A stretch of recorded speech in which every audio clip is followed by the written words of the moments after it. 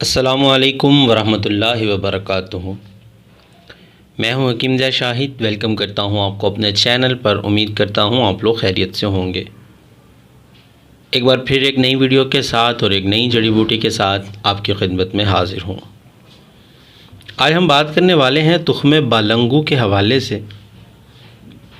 वैसे तो आप इसे अच्छे तरीके से जानते होंगे और घरों में इसका इस्तेमाल भी होता है मुख्तलिफ़ डिशेज़ में भी, मतलब जो मिल्की डिशेज़ होती हैं, मतलब जिसमें फ़ालूदा वगैरह, उसमें भी इसका इस्तेमाल किया जाता है, या शरबत वगैरह में इसको आम तौर पर इस्तेमाल किया जाता है।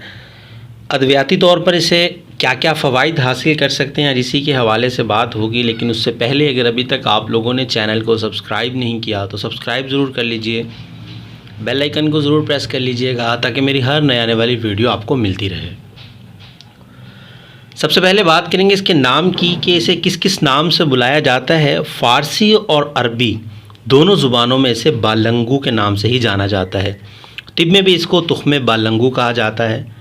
सिंधी ज़ुबान में तुख्मे बाला कहते हैं, और अगर पंजाबी में बात कर लें या तुख्मे लंका कहा जाता है या तुख्मलंगा बोला जाता है। तुख्मे मलंगा भी बोला जाता है। अब ये होता क्या है, ये जैसे तुख्मे रेहान होता है, ये उसी की किस्म का एक बीज है और इसका पौधा भी मिलता जुलता होता है।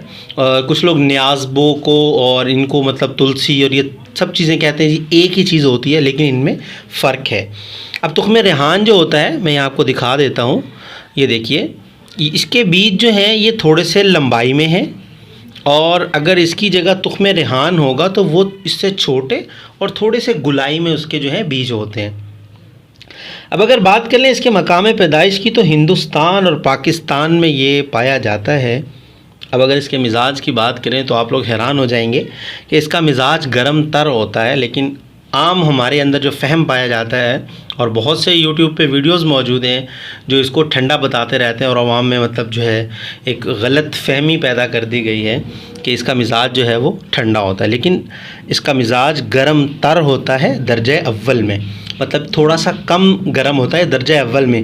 अब मैं यहाँ पे अक्सर दर्जा बताता रहता हूँ तो अक्सर लोग सवाल करते रहते हैं, और मैं बार बार बता चुका हूँ, जो दर्जा अव्वल में गर्म होगा वो कम होगा, दर्जा दोम का गर्म और ज़्यादा गर्म हो जाएगा।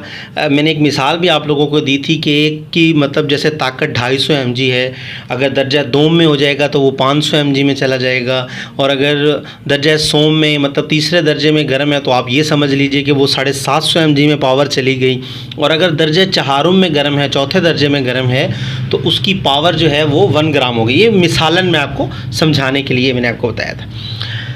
अब इसमें बहुत सारे इसके फ़वाइद जो हैं तिब्बी लिहाज से अगर बात कर लें तो मुफर्रे है, ये मुक़व्वी क़ल्ब है, दिल के लिए बहुत ज़बरदस्त चीज़ है। ख़फ़क़ान होता है, दिल घबराता है, दिल बैठता है, इसीलिए इसको ठंडा भी कहा जाता है कि दिल घबरा रहा हो गर्मी से तो इसको इस्तेमाल कर लें तो फ़ायदा हो जाता है। बिल्कुल हो जाता है, लेकिन अगर इसको आप भिगो के इस्तेमाल करते हैं, क्योंकि अक्सर अद्वियात में वैसे भी डाला जा सकता है इसको, लेकिन अगर आप इसको भिगो के पानी में मतलब 1 घंटा आधा घंटा जितना भी देर इसको भिगोते हैं, अगर भिगोने के बाद इस्तेमाल करते हैं तो फिर कहीं ना कहीं इसका मिजाज जो है मतलब तरी है, क्योंकि इसमें तो ये उस तरफ चला जाता है मतलब ठंडक की तरफ, लेकिन रहेगा गर्म ही। इसके अलावा ज़ौफ़ क़ल्ब के लिए मतलब अगर दिल कमज़ोर है तो उसके लिए बहुत ज़बरदस्त चीज़ है। अब ये काबिज़ भी है और मतलब कब्ज़ भी करता है, और अगर कब्ज़ हो तो उसके लिए भी इस्तेमाल किया जा सकता है। मतलब ये दोनों काम करता है। जैसे छिलका स्पोल जो है उसके दोनों काम होते हैं, मतलब अगर मोशन है तब भी इस्तेमाल कर सकते हैं आप छिलका स्पोल को, और अगर कब्ज़ है तब भी आप इस्तेमाल कर सकते हैं, लेकिन इस्तेमाल की नौइयत तब्दील हो जाएगी। मतलब इसको दही में डाल के भी इस्तेमाल किया जा सकता है, या इसको पानी के साथ किसी शरबत में डाल के भी इस्तेमाल किया जा सकता है। अब लोग जो है इसको बहुत ज़्यादा ठंडा समझ के इस्तेमाल करते हैं, लेकिन बहुत एहतियात के साथ इसको इस्तेमाल करना चाहिए। आगे चल के आपको इसकी मिकदार ख़ुराक भी मैं बता देता हूँ। इसके अलावा जो मरोड़ उठते हैं, पेचस वगैरह होता है, जो खूनी पेचस है, उसमें भी जो है ये बहुत ज़बरदस्त चीज़ है।